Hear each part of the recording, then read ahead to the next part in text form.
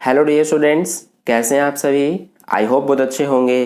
तो आज के इस वीडियो में हम जो हमारा सैम्पल पेपर के सॉल्यूशन का सीरीज था उसी में ही क्वेश्चन नंबर 11 से सॉल्व करेंगे, क्योंकि इससे पहले वाले वीडियो में हमने क्वेश्चन नंबर 1 से लेकर 10 तक सॉल्व कर लिया है। अगर आपने उन वीडियो को नहीं देखा है तो उनका लिंक आपको इस वीडियो के डिस्क्रिप्शन बॉक्स में मिल जाएगा, वहाँ पर क्लिक करके देख सकते हैं। तो चलिए क्वेश्चन नंबर 11 को सॉल्व करते हैं। इसमें हमसे क्या कहा गया है कि बहुपद x के cube minus 6x square plus 11x minus 6 के गुणनखंड ज्ञात कीजिए।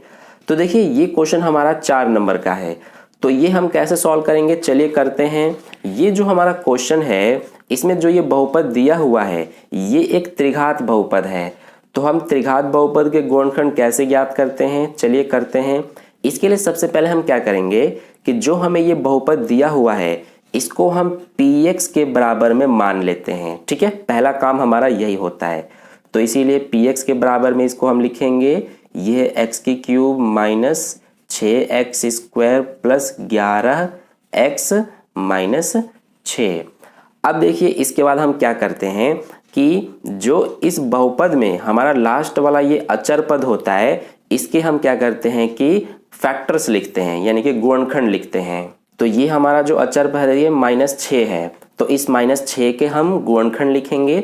तो इसीलिए यहाँ पर सबसे पहले हम लिखेंगे कि -6 के संभावित गुणनखंड।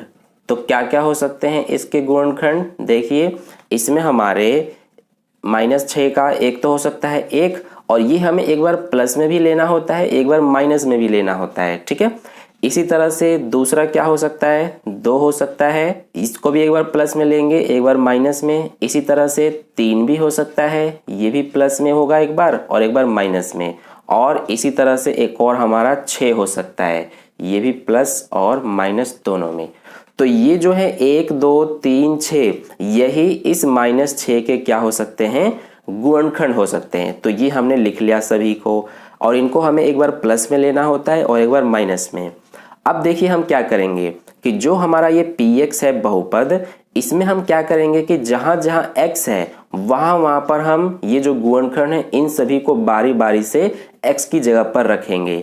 जिसको भी इनमें से रखने पर हमारा 0 आ जाए तो वो हमारा वहां से क्या होगा कि पहला गुणनखंड निकल करके आएगा। देखिए कैसे, सबसे पहले हम इन गुणनखंड में से क्या करेंगे कि जो हमारा x है x की जगह पर हम 1 लेंगे। ठीक है, 1 यानी कि प्लस का 1 हम लेंगे सबसे पहले, और इस बहुपद में जहां जहां x है वहां पर रखेंगे। तो सबसे पहले यहाँ पर हम लिखेंगे p, x की जगह पर हम क्या ले रहे हैं, 1 ले रहे हैं, तो 1 लिखेंगे।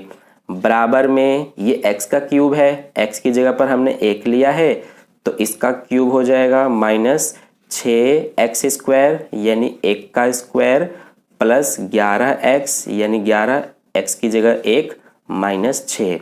अब इसको सॉल्व करते हैं तो 1 का क्यूब 1 ही होता है, ये माइनस में 1 का स्क्वायर करेंगे तो 1 ही आएगा, 1 का 6 में गुणा 6 प्लस 11 1 कम 11 माइनस का 6। अब यहाँ से देखिए ये हमारा जो है 1 प्लस का है और 11 प्लस का है, तो ये हो जाएंगे 12 -6 -6 माइनस का 12। तो 12 - 12 कितना आ जाएगा, 0।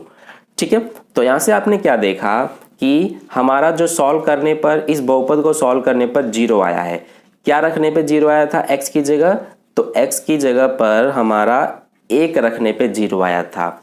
ठीक है, तो इसीलिए यहाँ से हम क्या करेंगे कि ये जो हमारा x है और जो बराबर के इधर 1 है इसको भी बराबर के इधर लेके आएंगे, तो ये हमारा क्या हो जाएगा, माइनस में 1 हो जाएगा। तो जो हमारा ये x -1 आया है यही हमारा क्या हो जाएगा कि पहला गुणनखंड हो जाएगा जो ये बहुपद है इसका। ठीक है, तो आई होप आपको यहाँ तक समझ में आ गया है। हमने यहाँ पर ये पहला गुणनखंड कैसे निकाला है ये आपको बहुत अच्छे से समझ में आ गया है। देखिए जो हमारे ये गुणनखंड होते हैं ना, ये अचर पद जो होता है लास्ट का, ये सारे जो गुणनखंड हैं इनको हमें बारी बारी से जो ये x है इसकी जगह पर रखना होता है, और एक ऐसा आपको इनमें से जरूर मिलता है जिसको सॉल्व करने पर 0 आ जाए, तो वहीं से हमारा पहला गुणनखंड निकल करके आता है इस बहुपद का। ठीक है, और ये बहुपद हमारा क्योंकि एक त्रिघात बहुपद है इसीलिए एक त्रिघात बहुपद के 3 गुणनखंड निकलते हैं। तो यहाँ पर हमारा एक गुणनखंड आ गया, हमें अभी और 2 गुणनखंड निकालने हैं। ठीक है, तो यहाँ पर हम लिख देंगे कि x माइनस 1 जो है ये हमारा दिए गए px यानी कि ये हमने इसको px माना है, तो इसीलिए लिखेंगे कि x माइनस 1 दिए गए px का गुणनखंड है। ठीक है, तो ये हमारा यहाँ तक हो गया। अब देखिए इसके बाद हम क्या करते हैं कि जो हमारा ये पहला गुणनखंड है यानी कि x माइनस 1, इससे हम भाग करते हैं किसमें, जो ये हमारा बहुपद यानी px है इसमें। तो ये क्या है, x का cube minus 6x square plus 11x minus 6। तो देखिए अब हम कैसे भाग करते हैं, ये भाग करने आपको बहुत अच्छे से आता होगा। सबसे पहले हम क्या करेंगे कि जो ये x है तो x में कितने से गुणा करें तो x का क्यूब आ जाए, तो ये हम x स्क्वायर से करेंगे तो क्या आ जाएगा x का क्यूब। अब माइनस 1 का भी हमें इसमें गुणा करना होता है तो ये आएगा माइनस का x स्क्वायर। ठीक है, अब इसके बाद हम इनका निशान चेंज करते हैं, ये प्लस में है तो माइनस, ये माइनस में है तो प्लस, और ये हमारा कट जाएगा क्योंकि एक बार ये प्लस का x का क्यूब और एक बार ये माइनस का x का क्यूब। अब इसके बाद ये माइनस का 6x स्क्वायर प्लस का x स्क्वायर, तो माइनस प्लस माइनस हो जाएगा यानी कि 6x स्क्वायर में से x स्क्वायर घटाएंगे तो 5x स्क्वायर बचेगा, और दोनों में बड़ा ये वाला है, इसके आगे माइनस है तो माइनस लगाएंगे, और इनको हम क्या करते हैं उतार देते हैं एज इट इज। ठीक है, अब इसके बाद आगे देखिए माइनस 5x स्क्वायर है, यहाँ पर x है तो x में कितने से गुणा करें तो माइनस 5x स्क्वायर आ जाए, तो ये हमें माइनस 5x से करना पड़ेगा, तो आ जाएगा हमारा माइनस 5x स्क्वायर। ठीक है, अब इसके बाद माइनस 1 का भी माइनस 5x से गुणा करेंगे तो सबसे पहले माइनस माइनस प्लस हो गया, और 1 का 5x में गुणा करेंगे तो हमारा प्लस का 5x हो जाएगा। अब इनका निशान चेंज होगा, ये प्लस ये माइनस, ये तो कट जाएगा, ये 11x प्लस का और ये 5x माइनस का, तो 11x में से 5x घटाएंगे तो 6x बचेगा, और ये माइनस 6 उतार देंगे एज इट इज। अब इसके बाद ये x है, यहाँ पर 6x है, तो हम x में कितने से गुणा करें तो 6x आ जाए, तो इसके लिए हमें 6 के गुणा करना पड़ेगा, तो हमारा 6x आ जाएगा, और माइनस 1 का 6 में गुणा करेंगे तो माइनस 6 ही आएगा। अब इसके बाद निशान चेंज करेंगे तो ये माइनस, ये हो जाएगा प्लस, ये हमारा कट जाएगा, ये माइनस 6 प्लस 6 ये भी कट जाएगा, तो क्या बचा अब 0। तो यहाँ पर आपने देखा हमारा जो शेषफल है वो 0 आ गया। ठीक है, अब इसके बाद देखिए हम क्या करते हैं कि जैसा कि हमें पता है कि हमारा जो भाज्य होता है इसके बराबर में क्या होता है, ये होता है हमारा भाजक गुणा में भागफल, और प्लस में क्या होता है शेषफल। ठीक है, ये बात आपको पता होगा। तो देखिए भाज्य जो है, भाज्य क्या होता है हमारा जिसमें हम भाग करते हैं, तो हम इसमें भाग कर रहे हैं तो हम इसकी जगह पर ये लिखेंगे x का cube minus 6x square plus 11x minus 6 बराबर में भाजक, भाजक क्या होता है जिससे हम भाग करते हैं, तो हम x माइनस 1 से भाग कर रहे हैं तो इसी को लिखेंगे x माइनस 1, और गुणा में भागफल है तो ये हमारा भागफल कितना आया है, ये आया है हमारा, यानी x का स्क्वायर माइनस 5x प्लस 6, और प्लस में शेषफल है, तो देखिए शेषफल तो हमारा 0 आया है, इसीलिए प्लस में शेषफल यहाँ आगे लिखने की जरूरत नहीं है क्योंकि 0 है ये। ठीक है, अब इसके बाद देखिए यहाँ पर इसको तो हम एज इट इज उतारते हैं x माइनस 1 को, और जो ये हमारा है x square minus 5x plus 6, तो ये हमारा क्योंकि एक द्विघात बहुपद है तो हम क्या करेंगे कि इस द्विघात बहुपद के गुणनखंड ज्ञात करेंगे। तो इसके गुणनखंड कैसे ज्ञात करते हैं हम, इसके लिए जो हमारा इसमें ये 6 है इसको हमें क्या करना होता है कि 2 ऐसी संख्याएं लेनी है जिनका गुणा करें तो ये 6 आ जाए, और जोड़ने या घटाने पर ये बीच वाला यानी -5 आ जाए, तो वो 2 संख्याएं हमारी -3 और -2 होंगी, क्योंकि दोनों को सॉल्व करेंगे तो -5 आ जाएगा और दोनों का गुणा करेंगे तो 6 भी आ जाएगा। तो इसीलिए अब हम क्या करेंगे कि इसमें हम इस पहले वाले को तो एज इट इज लिखते हैं एक्स स्क्वायर, और इस बीच वाले की जगह पर इन दोनों को लिखेंगे यानी -3x -2x, और लास्ट वाले को भी एज इट इज उतारते हैं। ये आपको बहुत अच्छे से आता होगा, ठीक है। अब इसके बाद इसको उतारेंगे हम x -1, और इसमें हम क्या करते हैं कि सबसे पहले ये जो दोनों हैं इनमें कॉमन लेते हैं, फिर इन दोनों में कॉमन लेते हैं। तो x स्क्वायर -3x में क्या कॉमन आ सकता है, तो इसमें से हमारा x कॉमन आ सकता है। अब इसके बाद आगे देखिए, इसमें से हमारा x कॉमन आ गया तो x बचेगा, इसमें से x कॉमन आ गया तो -3 बचेगा। इन दोनों में से क्या कॉमन आ सकता है, तो इनमें से हमारा -2 आ सकता है। अब इसमें से -2 कॉमन आ गया तो x बचेगा, और इसमें से -2 कॉमन आ गया तो -3 बचेगा, ठीक है। अब इसके बाद यहाँ से आगे करते हैं तो ये तो एज इट इज उतरेगा। यहाँ पर देखिए जो इसमें हमारा ये बाहर होता है ब्रैकेट के x और -2, इसको हम एक बार लिखते हैं, और जो ब्रैकेट के अंदर दोनों सेम सेम होते हैं, ये देखिए x -3 तो इनको भी हम एक बार इस तरह से लिखते हैं, ठीक है। अब यहाँ पर जो आप ये 3 गुणनखंड देख रहे हैं, ये हमारा एक हो गया, एक ये और एक ये, यही तीनों हमारे आंसर है। यानी कि यही तीनों क्या है, गुणनखंड है, जो ये बहुपद है इसका, ठीक है।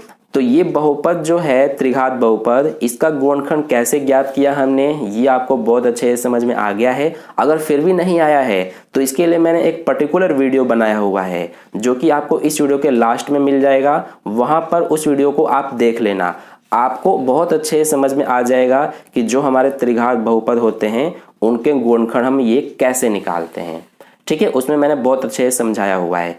तो ये हमारा जो है यही आंसर है इस क्वेश्चन का। आई होप आपको अच्छे से समझ में आ गया।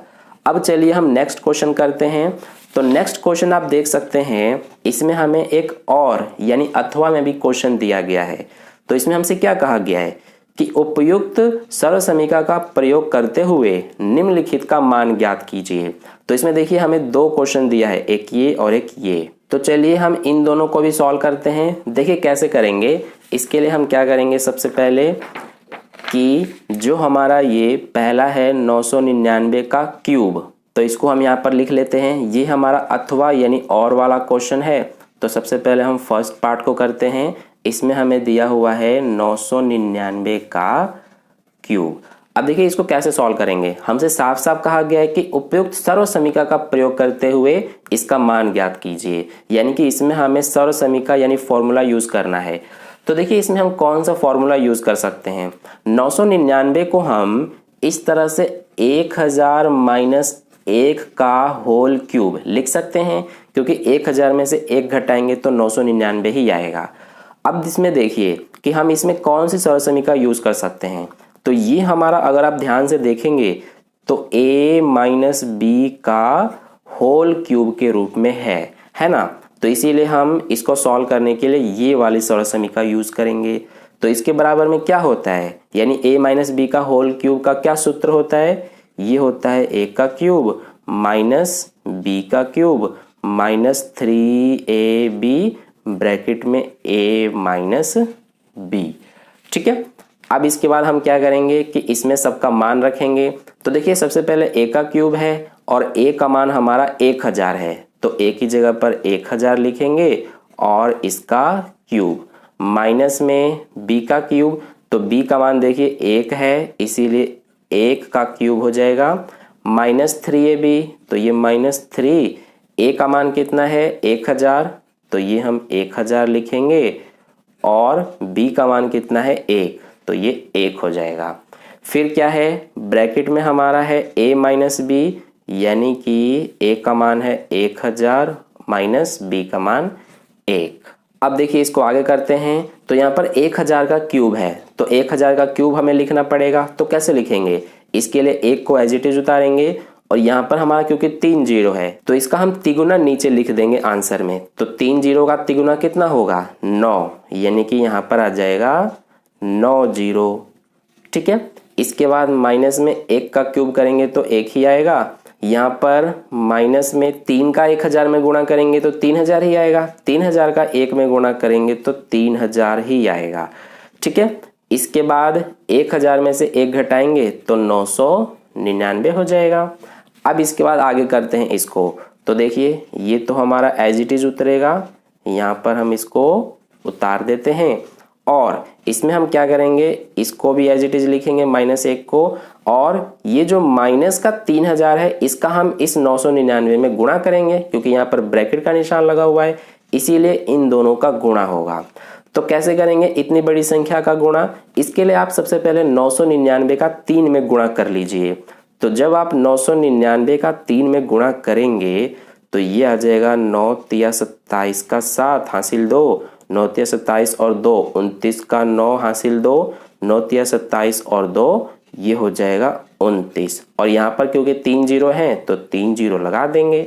ठीक है, अब इसके बाद इसको आगे करेंगे, तो सबसे पहले इसको हम उतार लेते हैं इस तरह से और इन दोनों को सॉल्व करेंगे, -1 और माइनस का ये पूरा, तो माइनस माइनस हो जाएगा प्लस, यानी दोनों ये जुड़ेंगे और हमारा माइनस ही आएगा क्योंकि दोनों में बड़ा ये है, इसके आगे माइनस है। तो इन दोनों को जब जोड़ेंगे तो ये हमारा कितना आ जाएगा, इतना। ठीक है, लास्ट में 1 लगा देंगे हम। अब देखिए इसमें से हमें इस पूरे को घटाना है, तो कैसे घटाएंगे, देखिए मैं आपको घटा के यहाँ पर दिखाता हूँ। ये 1 9 जीरो है तो यहाँ पर हम 9 जीरो लगाएंगे और इसको हम इसके नीचे लिखेंगे 1 0 0 7 फिर 9 9 2, तो ये 9 9 2।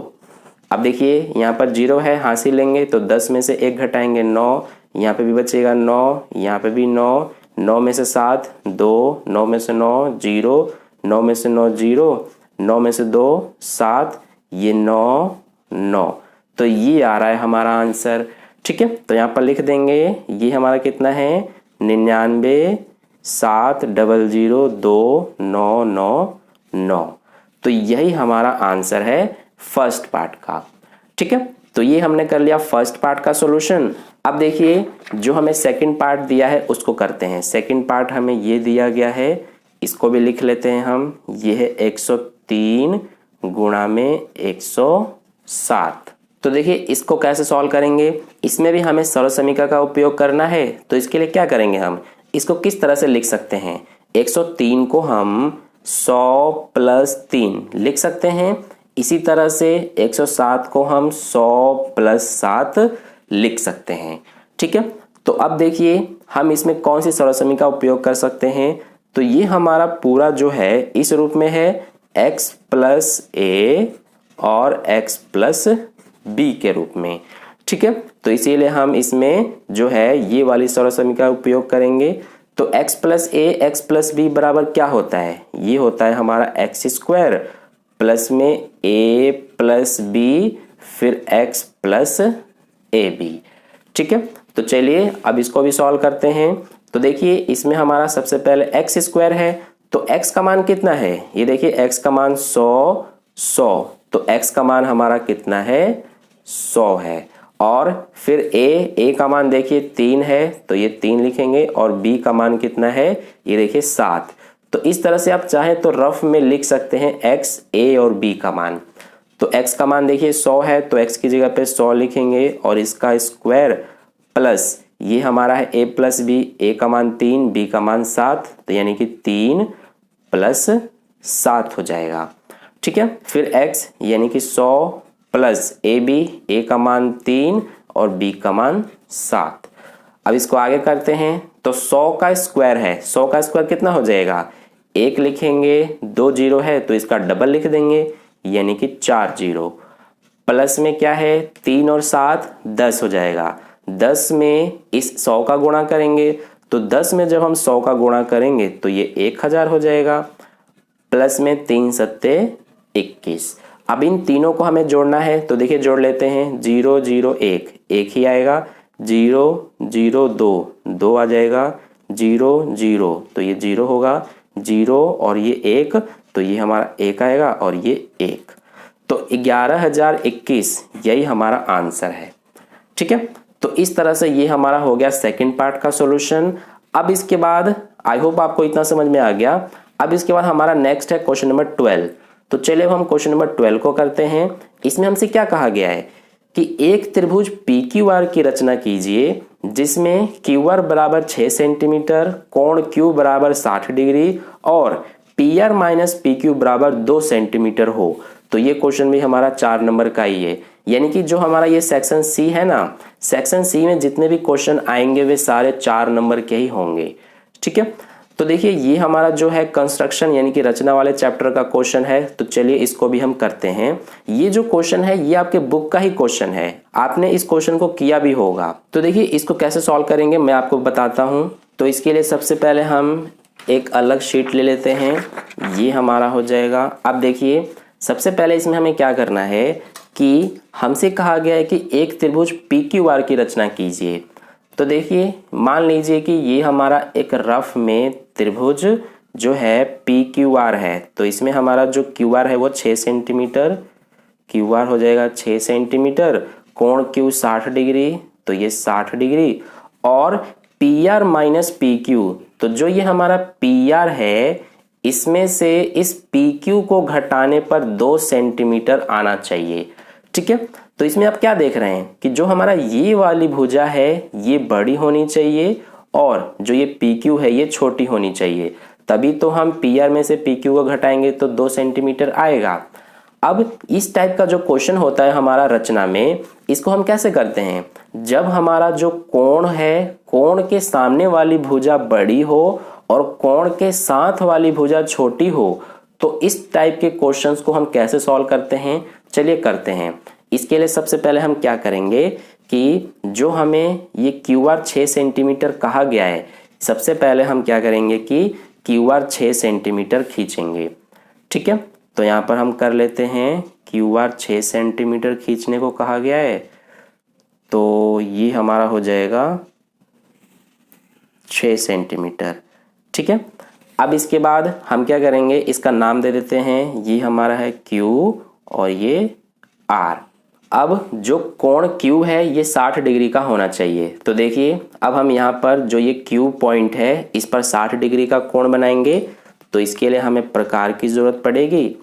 तो ये हमारा प्रकार है। अब इस पे हम सबसे पहले जो बिंदु Q है इस पे प्रकार की नोक रखेंगे और इस तरह से हम एक चाप लगाएंगे। ठीक है, तो कुछ इस तरह से हमारा ये हो जाएगा। अब इसके बाद हमें 60 डिग्री का कोण बनाना है, तो इस पे प्रकार की नोक रखेंगे और इस तरह से एक चाप लगेगा।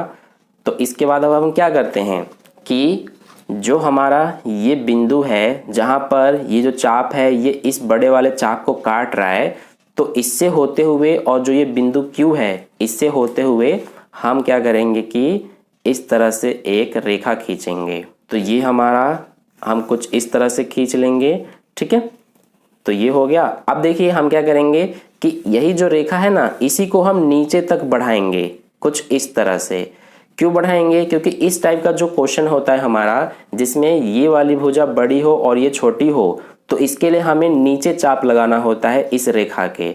ठीक है, इसीलिए हम इस तरह से नीचे बढ़ाएंगे इस वाली रेखा को। अब इसके बाद देखिए हम क्या करेंगे कि जो हमारा ये रेखा है इसको नाम दे देंगे, इसका नाम दे देते हैं हम x, और इसी को हमने नीचे तक बढ़ाया है, इसीलिए यहाँ पर जो नीचे है इसको नाम दे देते हैं हम x डैश। तो ये हो गया। अब इसके बाद हमें क्या करना है कि हमें कहा गया है कि P R minus P Q जो है वो 2 सेंटीमीटर होना चाहिए। तो जो ये 2 सेंटीमीटर का अंतर है इसको हम क्या करेंगे कि सबसे पहले जो ये नीचे हमने बढ़ाया है ये रेखा, इसमें हम नीचे 2 सेंटीमीटर तक बिंदु लेंगे एक Q से 2 सेंटीमीटर की दूरी पर। तो इसके लिए सबसे पहले हम क्या करेंगे कि प्रकार को 2 सेंटीमीटर तक खोलेंगे। ये आप देख सकते हैं 2 सेंटीमीटर का खुला हुआ है हमारा। अब Q बिंदु पे प्रकार की नोक रख के और इस तरह से हम एक चाप लगा देंगे। ठीक है, जो कि 2 सेंटीमीटर की दूरी पर है। अब ये चाप जो है इस रेखा को जहां काट रहा है यहाँ पर काट रहा है, तो इसका नाम दे देते हैं हम S बिंदु। ठीक है, आप कुछ और भी नाम दे सकते हैं, आपकी मर्जी है। अब हम इस S और R बिंदु जो हैं इनको हम मिला देंगे। ठीक है, तो ये हम कुछ इस तरह से इनको मिला लेंगे, ये हो गया। अब इसके बाद जो हमारा ये R और S ये वाली रेखा है, इसका हम क्या करते हैं कि लंब समद्विभाजक खींचते हैं। ठीक है, तो देखिए इसका अब हम लंब समद्विभाजक खींचने के लिए क्या करेंगे कि इस रेखा को हम इसके आधे से ज़्यादा प्रकार को खोलेंगे। इस रेखा के ये देखिए आधे से ज़्यादा खोला हमने, और एक ऊपर इस तरह से चाप लगाएंगे, एक नीचे इस तरह से चाप लगाएंगे। सेम ऐसे ही अब S बिंदु पे प्रकार की नोक रखेंगे और यहाँ पर एक इस तरह से चाप, एक नीचे इस तरह से। अब देखिए जो हमारे ये चाप हैं ये एक बार यहाँ काट रहे हैं, एक बार यहाँ काट रहे हैं, तो दोनों से होते हुए यानी कि ये जो दोनों बिंदु है जहाँ पर काट रहे हैं, इन दोनों से होते हुए एक रेखा खींचेंगे। तो ये हमने खींचा।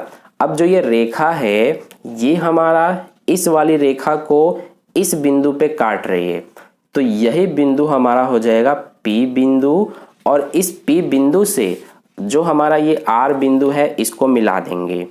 तो ये हमारा कुछ इस तरह से जो है ये मिल जाएगा। ठीक है, तो अब यहाँ पर आप जो देख रहे हैं त्रिभुज PQR, यही हमारा रिक्वायर्ड त्रिभुज है, यानी कि यही त्रिभुज PQR हमें बनाने के लिए कहा गया था। ये कोण Q जो है ये 60 डिग्री है, तो यहाँ पर लिख देंगे। तो इस तरह से हमारा जो त्रिभुज है वो बन करके तैयार हो गया। अब हमसे कहा गया था कि PR माइनस PQ 2 सेंटीमीटर का है, तो देखिए आप चाहें तो चेक भी कर सकते हैं स्केल से नाप करके। तो देखिए PR हमारा कितना है, ये आप देख सकते हैं कि PR हमारा है 5.3, तो यहाँ पर लिख लेते हैं 5.3।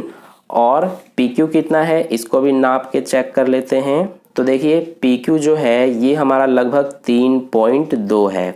ठीक है, तो इसीलिए यहाँ पर लिख देंगे 3.2 या फिर 3। यहाँ पर ध्यान से हम चेक कर लेते हैं, ये हमारा 3.3 भी हो सकता है। तो ये आप देख सकते हैं ये हमारा 0 पे हो गया P बिंदु, और ये जो है यहाँ पर आप देख सकते हैं यहाँ पर 3 के आसपास है। ठीक है, तो इसीलिए 3.3 लिखेंगे। अब घटाएंगे तो 0 बचेगा, पॉइंट के नीचे पॉइंट, 5 में से 3 2। तो देखिए आप 2 आ रहा है हमारा, या फिर 2.1 भी आता तो इससे इतना कोई फर्क नहीं पड़ता है। ठीक है, यानी कि पॉइंट के बाद 1 या 2 तक हमारा चल जाता है। तो ये 2.0 आ गया, यानी कि हमारा जो ये त्रिभुज हमने बनाया है त्रिभुज PQR ये बिल्कुल सही है। तो इस तरह से ये हमारा जो है क्वेश्चन नंबर 12 का सॉल्यूशन कंप्लीट हो गया। और इसमें जो रचना है इसके चरण भी आपको लिखने पड़ेंगे, तो मैं आपको इसके रचना के चरण जो है वो दिखा देता हूँ। यहाँ पर आप देख सकते हैं ये हमारा जो है ये रचना के चरण है। ठीक है, अगर आप सिर्फ एग्जाम में ये कंस्ट्रक्शन करके आएंगे तो आपको पूरे मार्क्स नहीं मिलेंगे, आधे नंबर ही मिलेंगे। इसीलिए आपको इस तरह से रचना के चरण भी लिख करके दिखाने पड़ेंगे। ठीक है, तो इस तरह से हमारा जो है क्वेश्चन नंबर 12 का सॉल्यूशन कंप्लीट हो गया। आई होप आपको अच्छे से समझ में आ गया है। इसके बाद जो हमारे नेक्स्ट क्वेश्चन है यानी कि क्वेश्चन नंबर 13, और इसके अलावा एक और क्वेश्चन हमारा रह गया क्वेश्चन नंबर 14। तो 2 क्वेश्चन हमारे रह गए हैं। इन दोनों क्वेश्चंस को हम नेक्स्ट वीडियो में सॉल्व करेंगे, क्योंकि ये वीडियो काफ़ी ज़्यादा लंबी बन गई है। ठीक है, और आप लंबी वीडियो देखते नहीं हैं, तो इसीलिए हम 13 और 14 को हम नेक्स्ट वीडियो में करेंगे। आई होप आपको इसमें हमने क्वेश्चन नंबर 11 और 12 को सॉल्व किया है तो आपको अच्छे से समझ में आ गया है। ठीक है, इसमें हमने 3 क्वेश्चंस को सॉल्व किया है, एक ये वाला और एक ये। इसमें आपको जो ये क्वेश्चन नंबर 11 है इसमें अथवा में दिया गया है, तो आपको एग्जाम में ये दोनों नहीं करने, बल्कि सिर्फ आपको या तो आप ये कर सकते हैं या फिर ये वाला कर सकते हैं। ठीक है, मैंने दोनों करके इसलिए बता दिया ताकि आपको दोनों ही क्वेश्चन आने चाहिए। तो आई होप आपको ये वीडियो अच्छा लगा है और क्वेश्चंस के सॉल्यूशन अच्छे समझ में आ गए हैं। अगर आपको वीडियो अच्छा लगा है तो वीडियो को लाइक कर देना, अपने दोस्तों के साथ भी शेयर कर देना, और अगर आप चैनल पर नए आए हैं तो चैनल को सब्सक्राइब करके बगल में जो बेल आइकन आता है उस पर ऑल नोटिफिकेशन पे क्लिक कर लेना, ताकि नेक्स्ट वीडियो जैसे ही अपलोड की जाए उसका नोटिफिकेशन सबसे पहले आपको मिल जाए। मिलते हैं फिर नेक्स्ट वीडियो में। धन्यवाद।